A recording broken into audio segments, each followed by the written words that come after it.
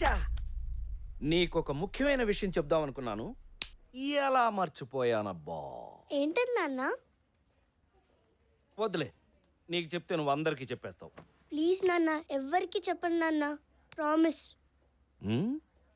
ఇది top secret. మొన్న నేను నైట్ డ్యూటీకి వెళ్ళినప్పుడు ఏం జరిగిందో తెలుసా? ఏం జరిగింది?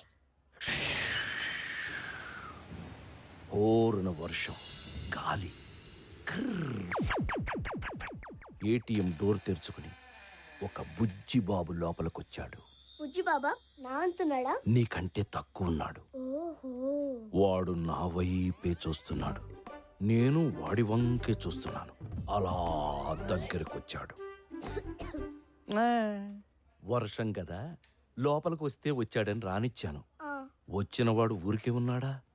ఆ బటన్ నొక్కి, ఈ బటన్ నొక్కి, ఆ ఫైల్ పారేసి, ఈ ఫైల్ విసిరేసి, అది చేసి, ఇది చేసి నానా అల్లరి చేశాడు. Bad boy. నాకు పిచ్చి కోపం వచ్చింది. ఫట్ మనం కొడదాం అనుకున్నాను, అంతే ఫట్ పారిపోయాడు. వాడు పారిపోతే నేను ఊరుకుంటానా? నేను పరిగెత్తాను. వాడు పరిగెడుతున్నాడు, నేను పరిగెడుతున్నాను. పట్టుకున్నాను, అంతే. కర్ర తీసి కొట్టబోయేసరికి ఆ బాబు అలా అలా అలా అలా పెరిగి పెద్దగా అయిపోయాడు. నీ అంత కాదు, ఈ హాస్పిటల్ అంత పెద్దగా అయిపోయాడు. ఇంతకీ ఆ బాబు ఎవరో తెలుసా? ఎవరు? నేను చెప్పను. ప్లీజ్ నాన్న చెప్పు, నాన్న చెప్పు. శ్రీకృష్ణుడు. ఆయన ఏమన్నారో తెలుసా? ఒరే ప్రసాదు, ఇంతకాలం నన్ను నమ్ముకుని పూజలు చేశావు కదరా, నీ భక్తికి మెచ్చి నీకోటిస్తున్నాను అన్నాడు. ఏమిచ్చాడు? ఎవరు లేరు, చెప్పు.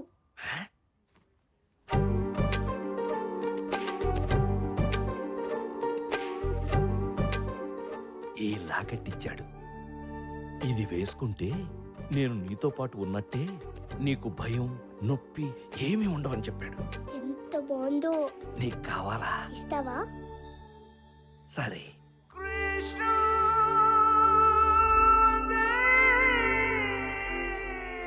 నాన్న ఇప్పుడు నాకేం కాదు కదా? ఏమీ కాదమ్మా, ఆ కృష్ణుడే నిన్ను కాపాడతాడు.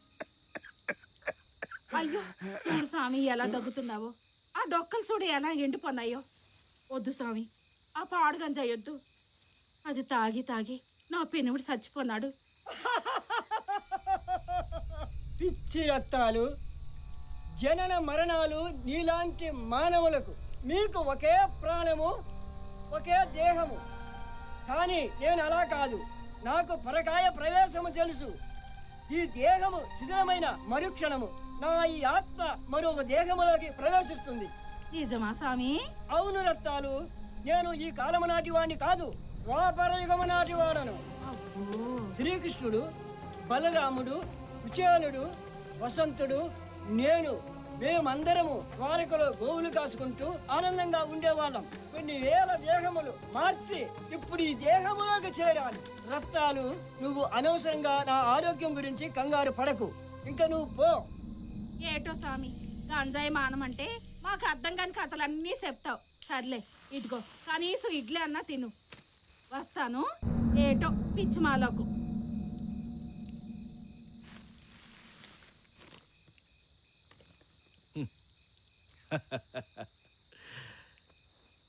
ఆ బైరాగి చెప్పిన పిట్ట కథ విన్నాక ఇంత బాధలోనూ నాకు నవ్వొచ్చింది. చంద్రకిరణ్ ఐపీఎస్ చాలా స్ట్రిక్ట్ ఆఫీసర్, వెరీ ఇంటెలిజెంట్. కాకపోతే కొంచెం అతిగాడు.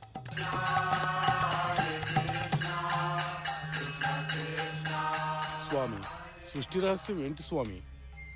నాకు మాత్రం ఏం తెలుసు?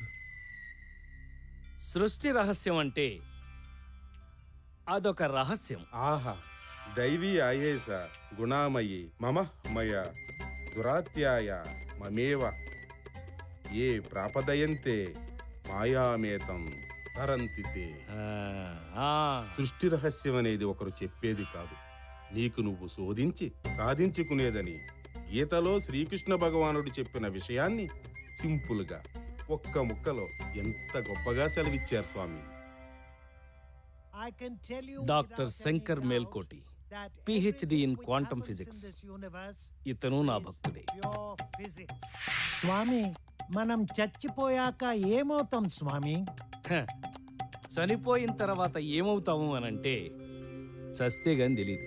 ఆహా, వైతరిని వరకు ఒకేలా ఉండే ఆత్మలన్నీ అది దాటాక చేసిన పాపపుణ్యాలే వాటి భవిష్యత్తును నిర్ణయిస్తాయని గరుడ పురాణంలో సూక్ష్మంగా విష్ణుమూర్తి చెప్పిన విషయాన్ని ఎంత తేలిగ్గా సెలవిచ్చారు స్వామి. జై శ్రీకృష్ణ. ఏం స్వామి? స్వామి, ఏం స్వామి? ఏమైంది? ఏం జరిగింది What స్వామి? happened, స్వామి? చెప్పండి స్వామి. Please tell me. స్వామి. చంద్రకిరణ్ గారు, మేల్కోటే గారు, గారు ఏంటి స్వామి? మేము మీ పాదదాసులం. ప్లీజ్ నా మాట వినండి. నేను స్వామిని కాదు, దేవుణ్ణి అంతకంటే కాదు. నాకు పరకాయ ప్రవేశం తెలియదు. నా దగ్గర మహిమలు మహత్యాలు ఏమీ లేవు. నేను ద్వాపరయుగం నాటి వాణ్ణి, శ్రీకృష్ణుని మిత్రుణ్ణి అని చెప్పినవన్నీ పచ్చి అబద్ధాలు. నేను కూడా మీలాంటి మామూలు మనిషిని. అందరిలాగని నాకు కోరికలు, వీక్నెస్లు అన్నీ ఉన్నాయి. కానీ ఇదంతా నేను కావాలని చేయలేదు. అనుకోకుండా అంతా అలా జరిగిపోయింది. ప్లీజ్ దయచేసి మీరే నన్ను కాపాడాలి.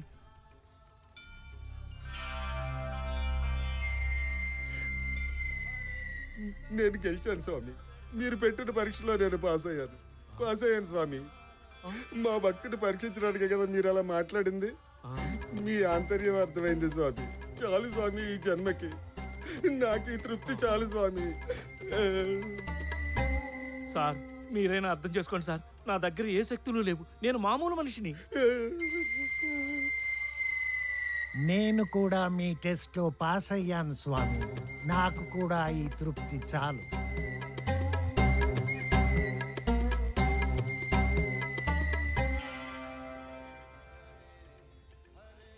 తప్పు చేయడం మానవనైజమే కాదు, మానైజం కూడా. ఆహా, తప్పొప్పుల గురించి ఎంత బాగా సెలవిచ్చారు స్వామి. ఇదే విషయాన్ని భాగవతంలో వ్యాసుల వారు. పైగా నేను తప్పు చేసింది కూడా నా ప్రియభక్తుడివైన నీ విషయంలోనే. నా విషయంలోనా? అవును, నీ కూతురు పెళ్లి విషయం. లోక కళ్యాణార్థం, నా భక్తుల సుఖ సంతోషాల కోసం నేను హిమాలయాల్లో తపస్సు చేస్తున్న సమయంలో ఓం కృష్ణాయ నమః, ఓం కృష్ణాయ నమః.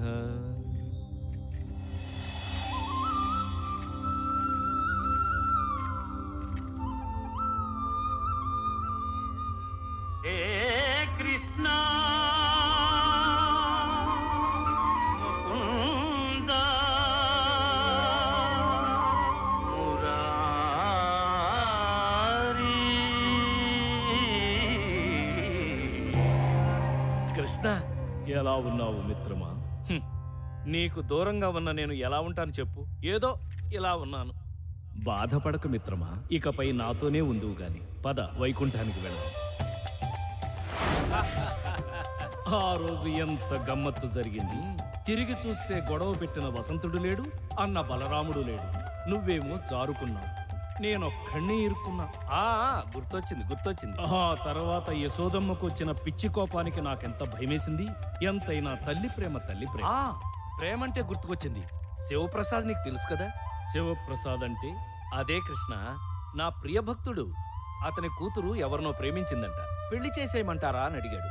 నేను కూడా చేసేయమనన్నాను. ఆ తర్వాత ఆ అమ్మాయి భవిష్యత్తు కనిపించింది. అసలు ఏమీ బాగోలేదు. అందుకే నేనే వద్దన్నాను. మిత్రమా, కృష్ణ, ఎన్నిసార్లు చేసిన తప్పులే చేస్తావు. అప్పట్లో అమర ప్రేమికులమైన రాధకు నాకు పెళ్లి కాకుండా చెడగొట్టింది నువ్వు. అందుకే ద్వాపరయుగం నుంచి నేటి వరకు కొన్ని వేల దేహాలు మార్చావు. బృందావనంలో ఉండవలసిన వాడివి భూలోకంలో ఉన్నావు. ఇప్పుడు మళ్ళీ అదే తప్పు చేశావు. ఇద్దరు ప్రేమికులను విడగొట్టావు. అంటే స్వామి, అంజలి భవిష్యత్తు మొత్తం సర్వ కష్టాలు పడుతుందని. ఏది గతం, ఏది నేడు, ఏది రేపు, భూత వర్తమాన భవిష్యత్తులు సర్వం నేను కాదా? ఆ అమ్మాయి భవిష్యత్తు మొత్తం ఈ క్షణమే మారుస్తుంది. తను ప్రేమించిన వాడిని చేసుకుంటే సకల సంతోషాలతో అష్టైశ్వర్యాలతో తొలతూగుతుంది. కష్టమన్నది తన దరిదాపులకు కూడా రాదు. నాది పూచి. వెళ్ళు, త్వరగా వెళ్ళి తప్పును సరిదిద్దుకో. అప్పటిదాకా నీకు వైకుంఠ ప్రవేశం నిషిద్ధ. కృష్ణ, వెళ్ళు. చూడు శివప్రసాద్, స్వామి నిన్ను ఏనాడు ఏదీ అడగలేదు. కానీ ఈరోజు నా తరపున, నా ఆత్మబంధువు శ్రీకృష్ణుడి తరపున అడుగుతున్నా. నీ కూతుర్ని తను ప్రేమించిన వెంకటేశానికే ఇచ్చి పెళ్లి చేయి. అదేంటి? స్వామీజీ తావీజ్ మహిమ. స్వామివారు మా భక్తికి పరీక్ష పెట్టారు. ఆయన అసలు దేవుడే కాదని చెప్పారు, కానీ మేము నమ్మలా. మా భక్తి స్వచ్ఛమైంది. ఆయన పెట్టిన పరీక్షలో మేము పాస్ అయ్యాం, కానీ నువ్వు ఓడిపోయావు. చూసే కళ్ళు నమ్మే మనసును బట్టి ఉంటుందయ్యా. మేమందరం స్వామివారిని దేవుడని కొలిచాము. నువ్వేమో దయ్యమని ప్రూవ్ చేద్దామనుకున్నావు. చూసావా ఎవరు గెలిచారో? స్వామి ఆ? గుడి కడుతున్నాం, చందా ఇవ్వండి స్వామి. గుడా ఎవరికి? ఈ దేవునికే స్వామి. ఎవరితను? ఆయన తెలియదా స్వామి? పరకాయ స్వామి అని ఎన్నో మహిమలున్న దేవుడు. గుడెక్కడ కడుతున్నారు? అది ఇక్కడ దగ్గరలోనే స్వామి.